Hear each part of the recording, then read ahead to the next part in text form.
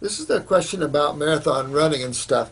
There's a tribe. I saw this on TV once. I can't remember what channel it was, but where a tribe, I think in New Guinea or somewhere, takes off running a 26-mile run. They don't load up with any carbs or anything like that. Their respirations, heart rate, blood pressures, all that are the same when they get back from the run as when they started the run. How interesting, huh? You know, I don't consider calories as an issue as much as I do obstructions.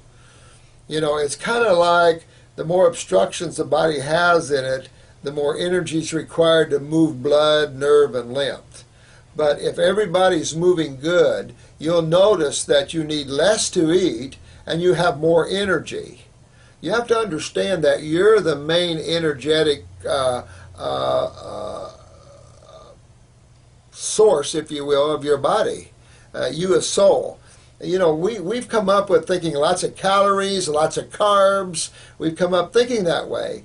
I found that when I was a total fruitarian, I had endless amount of endurance. I think, don't quote me which university it was. This goes way back in the 70s. Yale, one of these universities, Stanford maybe, did a comparison between endurances and things. I think they had like 44 athletic modules from chin-ups, pull-ups, sit-ups, deep knee bends. Don't quote me on this study, but it's been so long ago, but I sure wish I had that.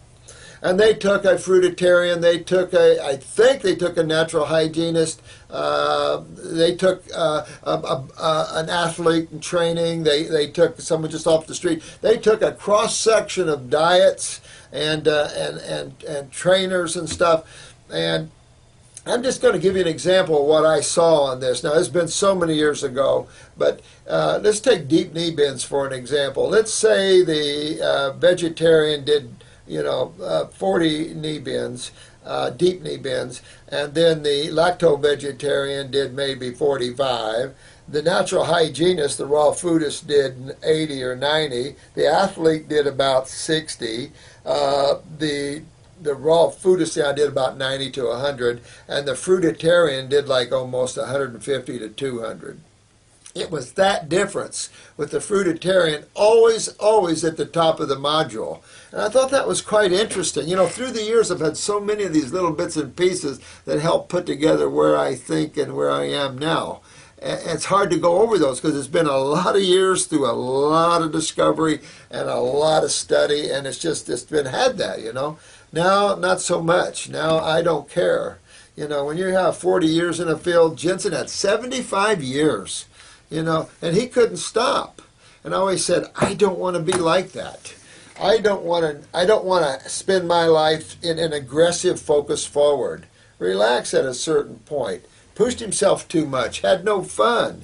And so then he went down in a bad way. So you got to have fun in your life when you get older, period.